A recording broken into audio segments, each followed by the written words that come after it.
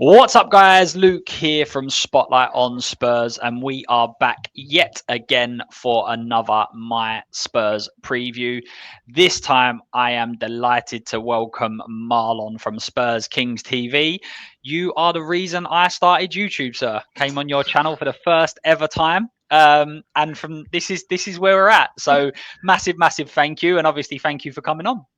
No problem at all. You ain't the first person to say that. I feel like we're creating a cult here. Yeah. It was the Ange cult. It was the nobody Yeah, backs Ange. Come on. So yeah. I was brought on, and now we're European champion. So I'm not going to say any more. Let's just leave it at that. Bit Don't sweet. worry about the Bit league. The sweet. league's forgotten about. Yeah. But how you doing? How's it going? All good in my world. All good. Just starting to get back into the Spurs world now. What we're getting closer and closer to the season start. So let's get the ball rolling. Yeah, all hotting up. Some big preseason games coming up. Obviously, we've got Bayern this week, PSG soon to come, and then obviously we'll already be there or thereabouts for the start of the season. So we've already mentioned him briefly, but the first question just to bring up, don't have to go into too much detail, but just your thoughts on last season and how it developed.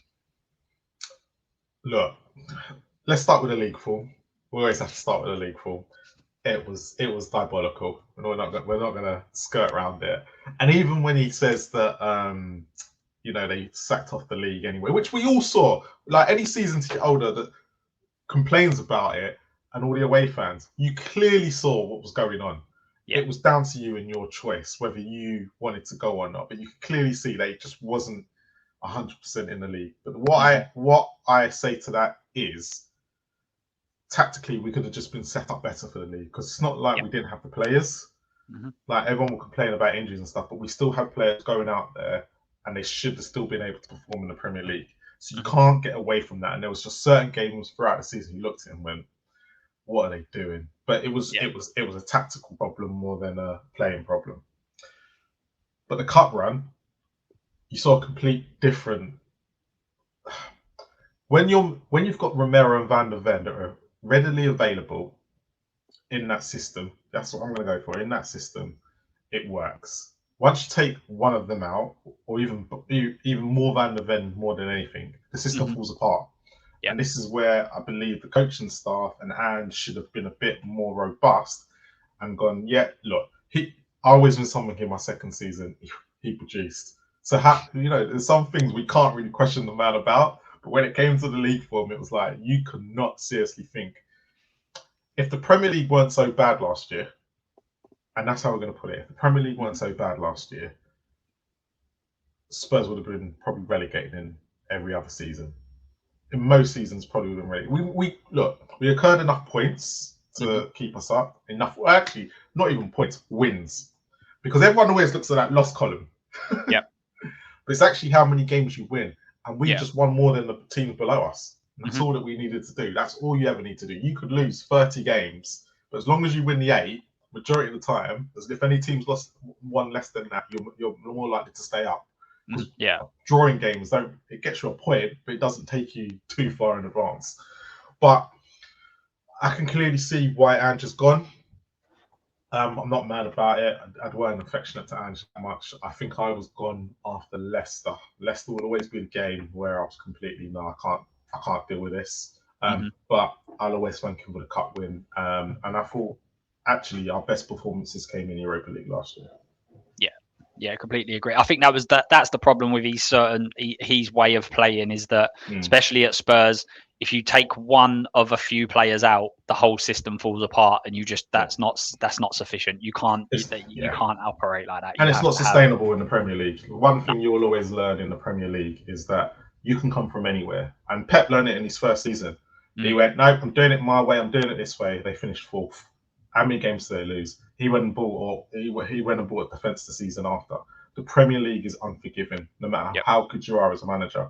And no matter if Mourinho's also learned the hard way. When he's tried to come back and his football's outdated, it just doesn't work. It will chew you up and spit you out, no matter how good you are.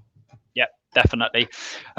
Moving on, obviously, Ange goes out the door. Thomas Frank comes in. What are your thoughts just on Thomas Frank's appointment? I wasn't too. I thought he wouldn't leave Brentford. I thought he'd look at the Spurs situation and he wouldn't leave Brentford. But he's taken the chance. He's gone to the poison chalice, as they say. I don't know what people are going to really expect. For me, he's a very defensive-minded coach, and it's going to be really interesting now to see how people react to that. Because if you go look at some of Brentford's best performances under him, they always say, "Oh, he was great against the top sides." That's when Brentford really came out their shell. But they were very defensive displays. Yeah. When Brentford were more attacking, they did lose those games. They were a bit more open and whatnot. So it's going to be really interesting how Spurs line up and how everything's going to get into place. But look, I'm looking forward to it. I don't know how much time people are going to give him, but it's one of them. It ain't going to be fixed this season. And if he gets a good season, I feel sorry for him really, because everyone's going to have the expectations like we did with Ange. And depending on the windows that we have between now and next season, will be determined on how well Frank does. But a majority of the time, I always look at it, the club have to give him enough to be able to be a success. And that's always been an issue at Tottenham Hotspur. You know, people will sit there and say, as I've heard Daniel Levy say, he doesn't get involved in that side of things. But it's down to the people you put around the club determines how well the club's going to do. Yep. So you might sit there and go, I have nothing to do with what goes on the pitch, but everything. I mean, not just the manager and those players. It's everything that's in that club has everything to do with what goes on that pitch and what's built around it. And Man United are the prime example right now of how they're suffering. They could buy all the best players in the world, but if the club's being run rotten to the core, it comes out on the pitch. As we saw with Anthony and not Sancho as much, but Sancho was better when he went back to Germany. Like once they get out of that environment, they become better players. Yeah. It seems to be a bit of a poison chalice, doesn't it? 100%, especially United, and you could argue with Spurs. It seems that under every manager, we've done all of the requirements, whether it be won trophies, finished top four, got to Champions League finals, but all of them have ended up with the sack one way or another. So, but there is an argument that at different stages, Ange got quite severely backed in the first window, but we did lose the likes of Lloris and obviously Harry Kane being a massive part of the team as well. Harry Kane was massive. Harry Kane was massive. I don't think people I think what Ange dealt with in that first season to manage to finish fifth, but it wasn't a case of when I say finish fifth, what had happened was he'd had such a great start, but you could start to see after January it started to go downhill a little bit. So it just didn't work out, but it is what it is. Exactly. Frank's in, as I say, you've kind of gone over it a little bit there.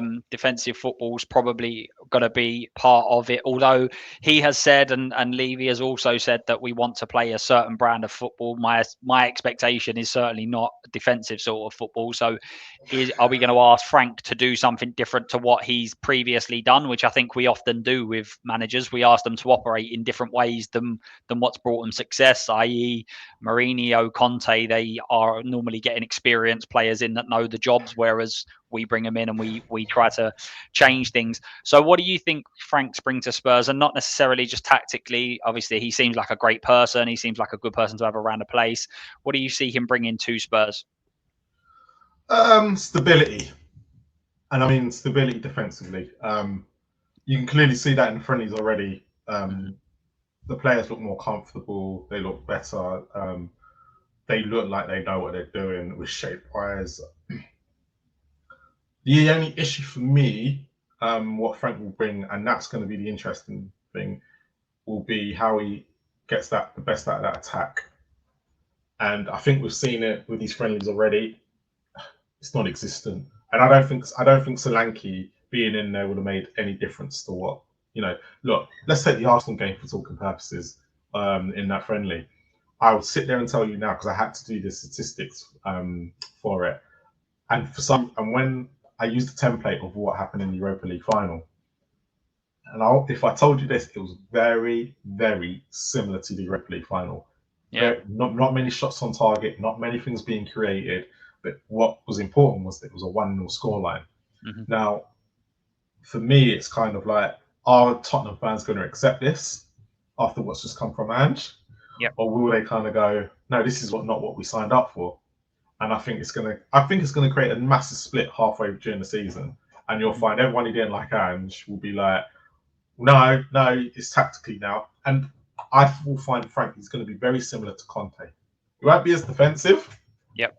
But there'll be that defensive stability in the sense of we will be very hard to break down. The problem will always be is how he can make us going forward. And at the present moment, the only player that I can see in the front three fitting into the system and doing it well, actually two, I'm going to add a second, but I'm not sure whether I believe in it, will be Kudus and Brennan Johnson. The rest of them for me, even are just not going to be good enough in this system and won't be good enough for Spurs fans. I don't think Odegaard will be anywhere near what we expect. He's had an all right pre-season. I don't think Tell will be. I don't think Solanke will be pulling down trees if Charlatton's still it. I think we need to go and get another forward. I've said this. That's a bit more robust than Solanke. Otherwise, we're going to really, really suffer because at the moment we have no attacking number 10, as people say. So we're really struggling in that position as well. And I don't think we're going to get a number 10 that's going to be the level of Kulusevski or Maddison. And they're not high levels.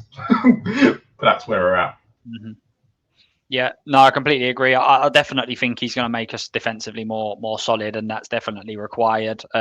Leading on to what concerns you have, you've obviously kind of touched on it already there as well, and that is one of my concerns, and it was from the very start with Frank, is that I think there's a lot of fans that were against Ange no matter what was going on. So I constantly hear about the fact that he never changed his tactics. He only had one way of playing, and yet we won the Europa League playing a completely different way, but he gets no credit for that. And with Frank, everyone keeps saying, I want to see something fluid. I want to see different things. I want to see different tactics. And for me, I think Frank could potentially be doing it a bit too much. And I think in terms of, I use it like I keep saying, a Wolves at home and then a Real Madrid away. They could be two games that we play this year.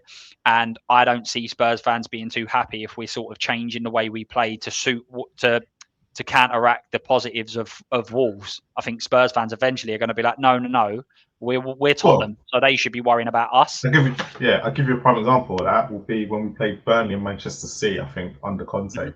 We were absolutely brilliant against Manchester City because we had to play a defensive style. Went and played against Burnley and couldn't cope. And Burnley were giving us the ball.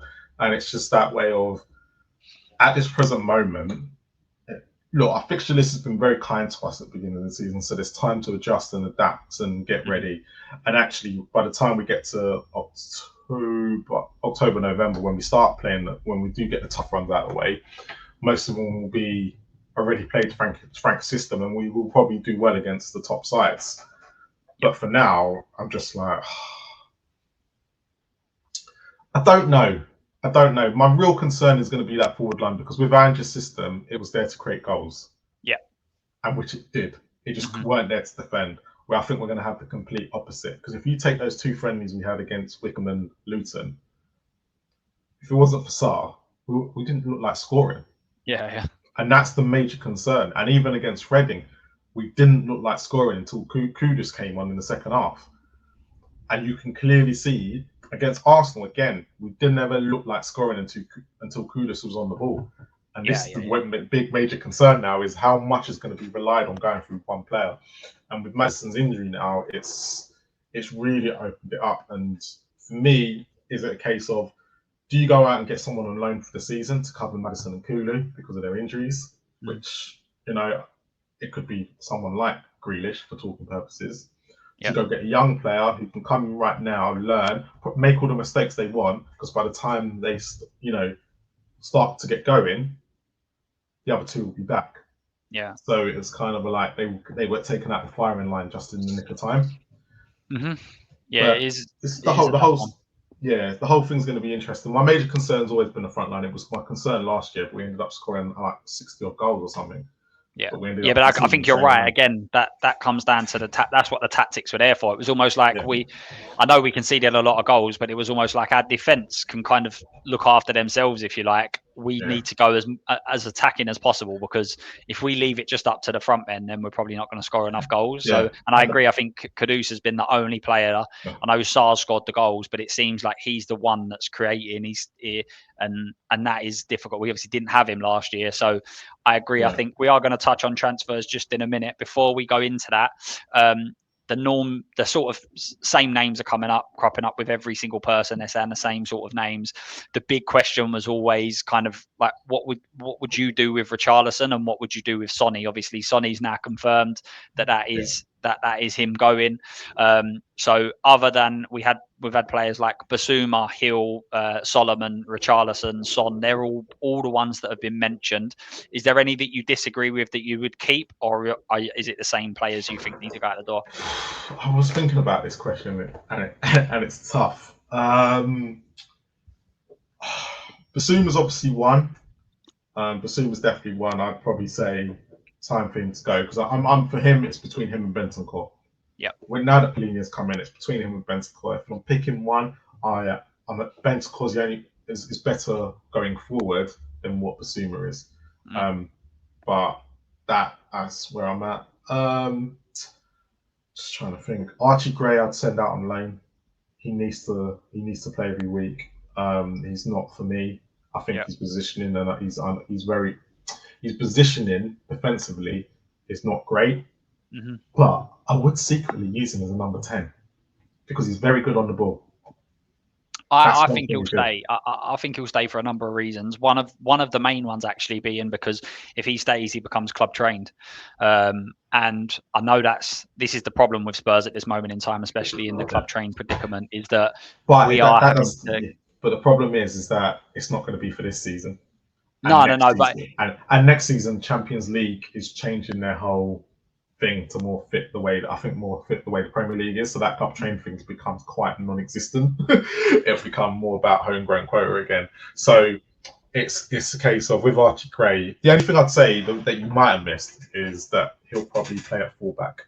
Yeah, I was going to say that was the other thing. I think if we don't bring one in, then it will be Jed Spencer's probably the left back cover, and then he would be potentially playing right back on occasions. But I don't think that can be a long term solution, really. It probably help his game, but Ben Davies needs to go. Has to. He's not.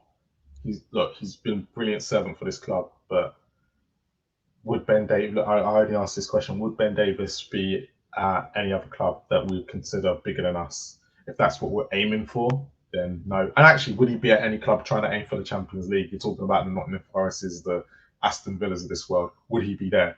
No. He's doing a great servant. He's just beyond. He's Mr. Dependable Ben, but he's not what we need now. Not now. Yeah. We need to move on from Ben, and I think, great servant. Hopefully you can go to Wrexham and you can be on the Disney Plus program for them.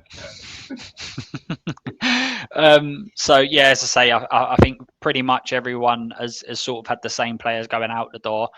Sure. Now, we will be moving on to who you want to come through the door. And again, this has changed episode by episode, because 1 minute we're talking about Kudus signing and Morgan Gibbs-White, here we go.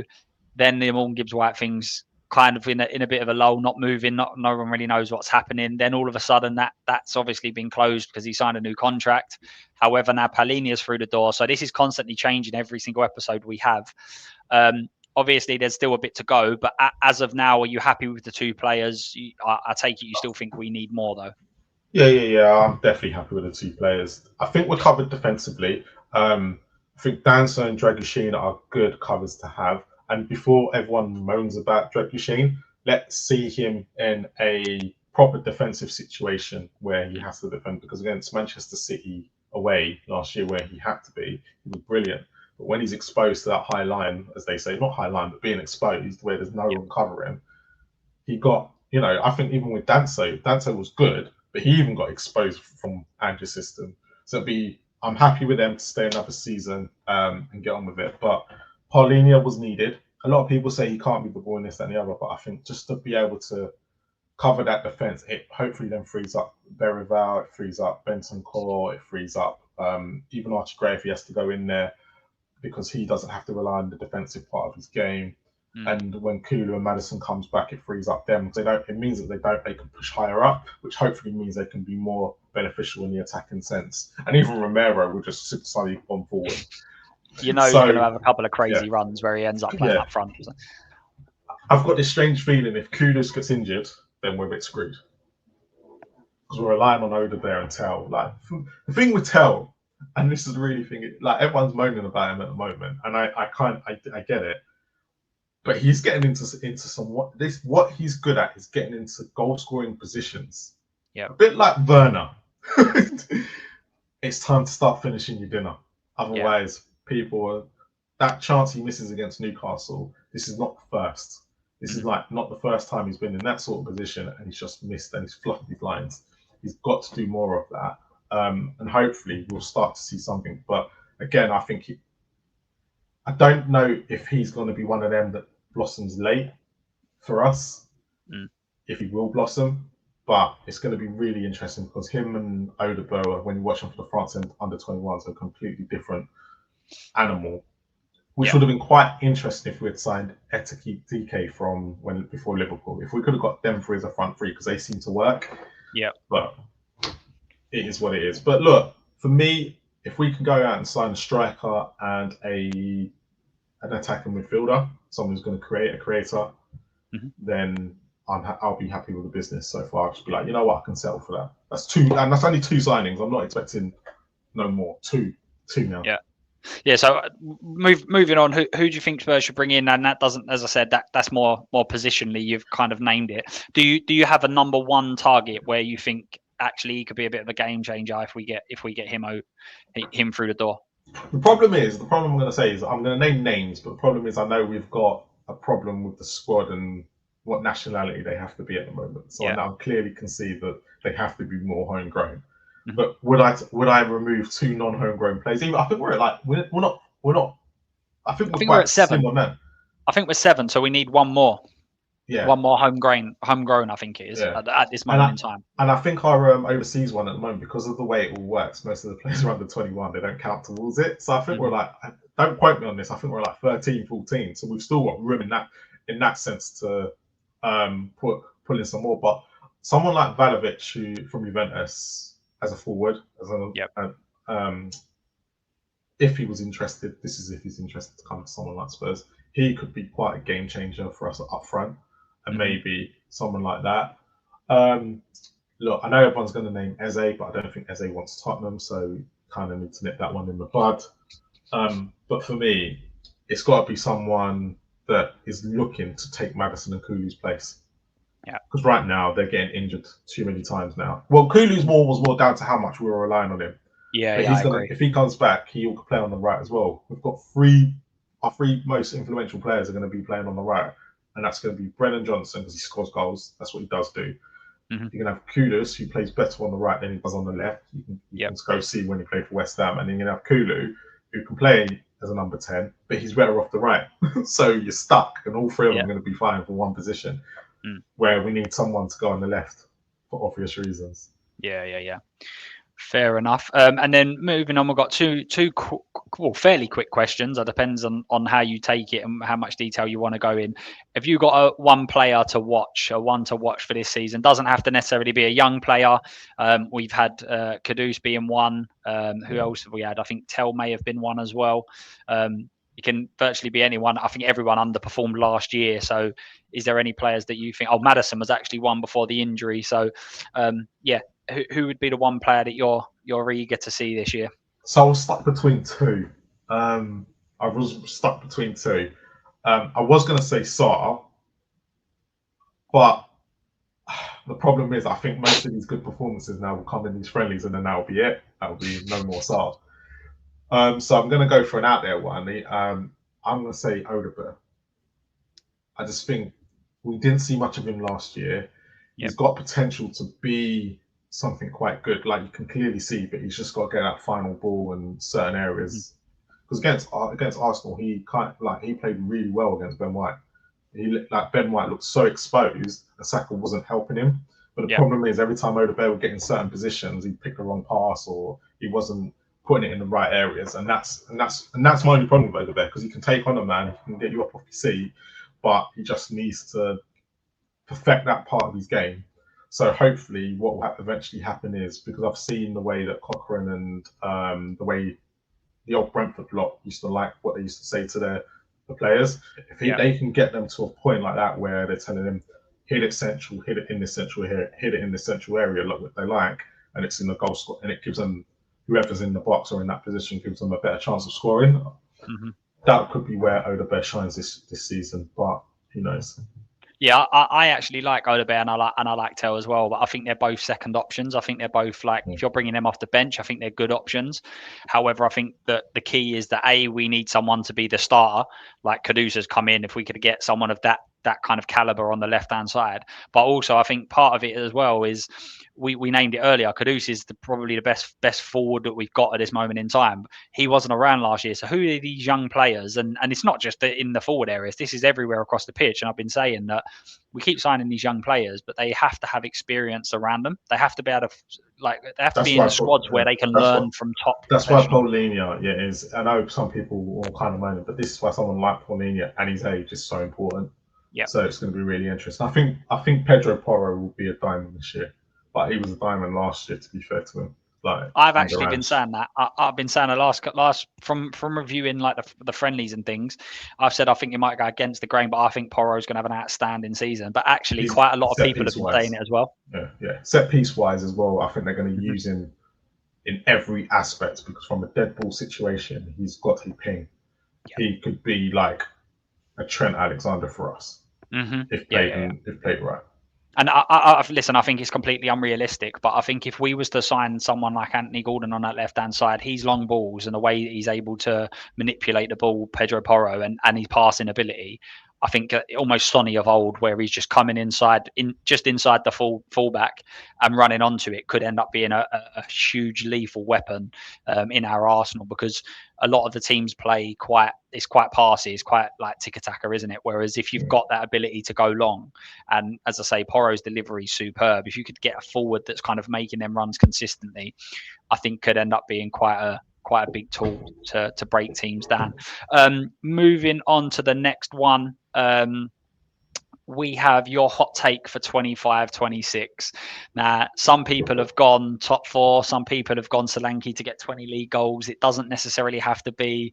It's a hot take, don't forget. It's not supposed to be something that we all expect. So, do you have one?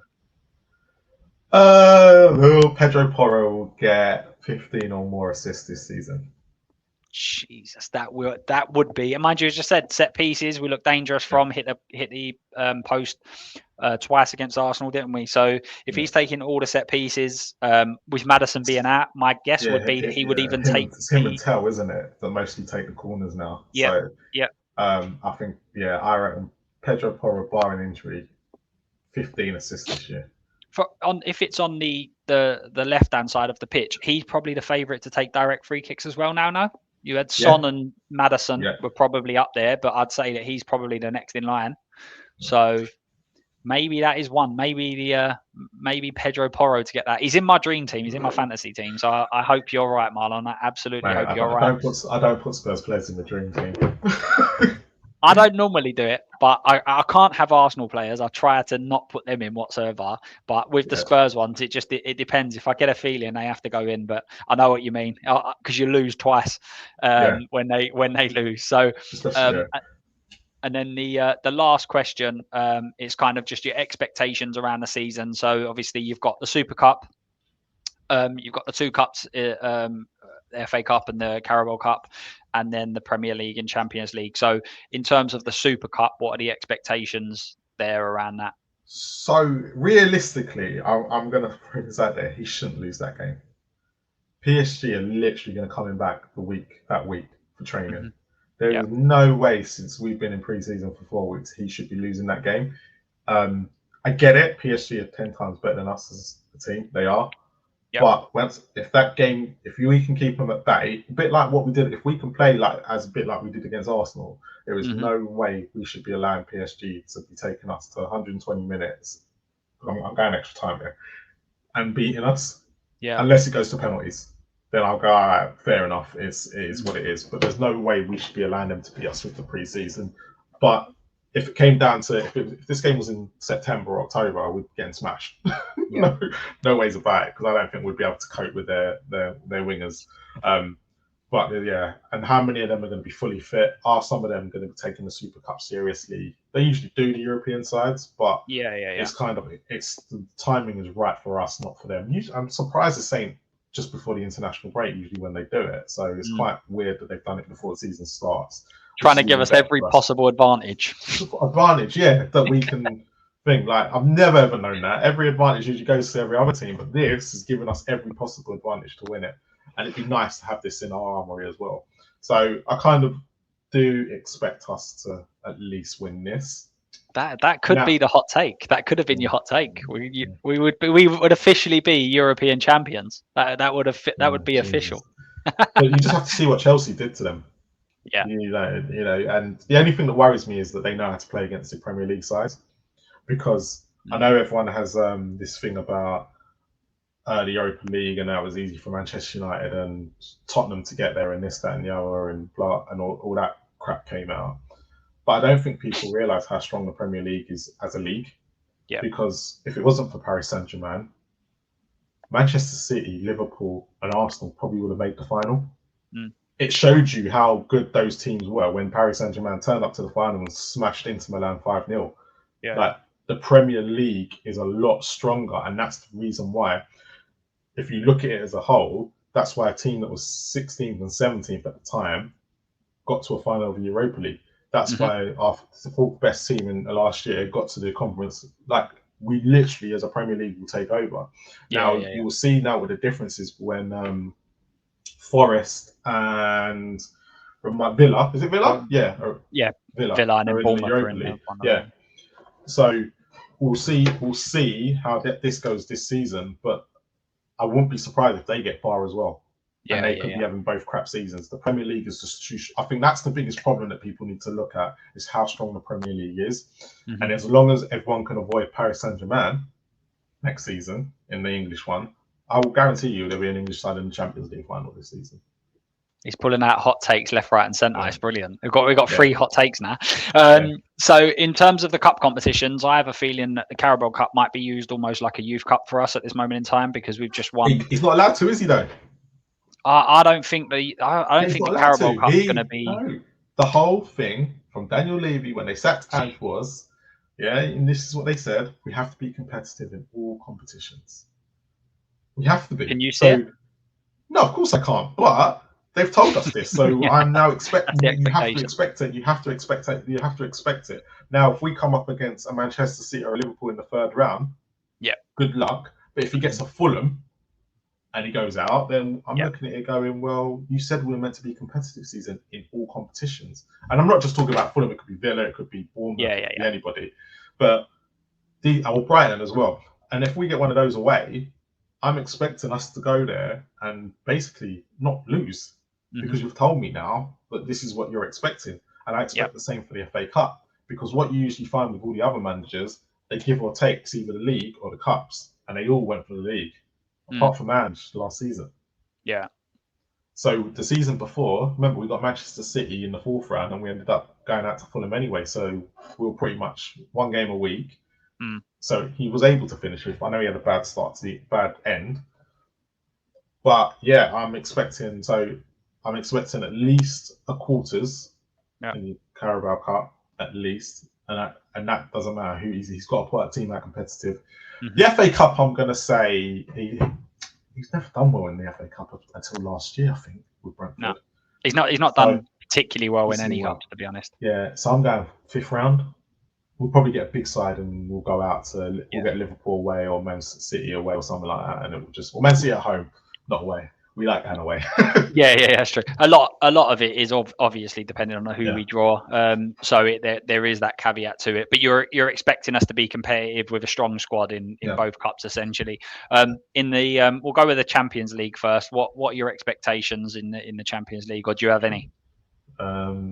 He has to get out of the group. He has to get out of the group. I'm going to sit there and say this now. People sit there and moan about how crap the Europa League was, but the bottom side of the Champions League is just as useless.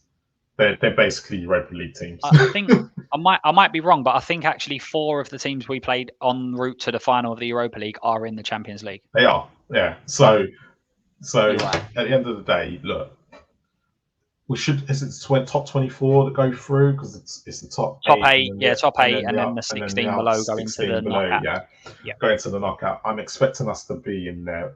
There's not like.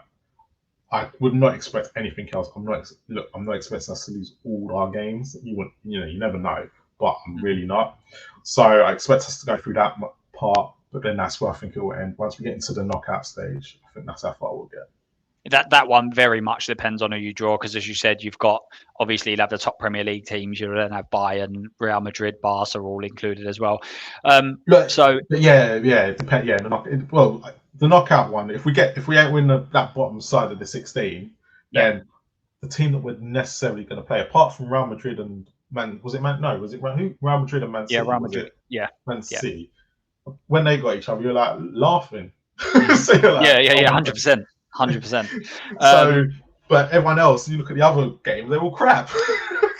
I think it definitely. To be honest with you, I think that's been the expectation from everyone, that we've kind of said that league phase we should get through and get to that next round, and then the next round it's very dependent on what you kind of get. So that suits with what everyone else is saying. And then in the league, as you said, as I've said, some of the hot takes have been top 4, top 5. I think we've had top 6.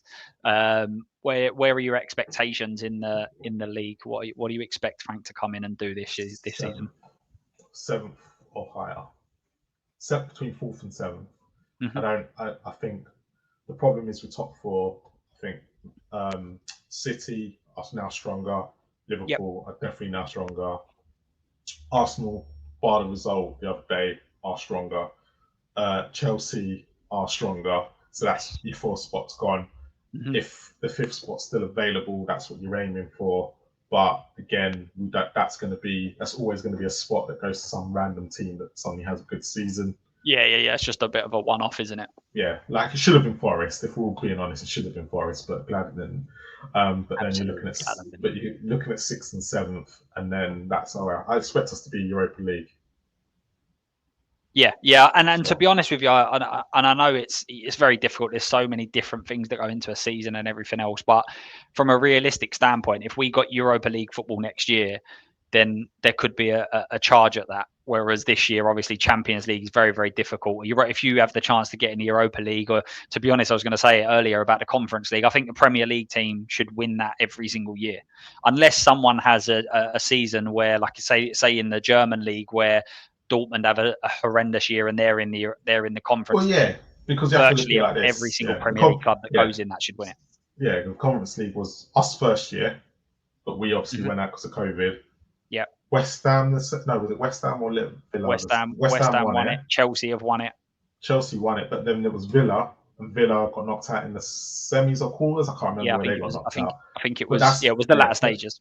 But that's when they were fighting between Champions League qualification and Europe, and they had to make that decision, and they went with the Champions League and got it, and then obviously Chelsea won it this year. So it depends, isn't it? Yeah, any Premier League team. But you say that we probably won't have a Premier League.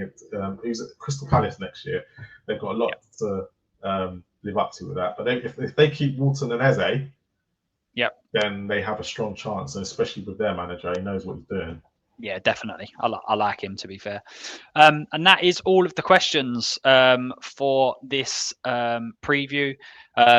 Massive thank you for the support on the channel recently. We've hit over 1k subs. We're at 1.2 now, I think. So absolutely crazy. As I said, all thanks to you. We started on your channel first ever time, coming on to back my man Ange, and within a few months he's gone, but we're European champions. I'll keep going back to it.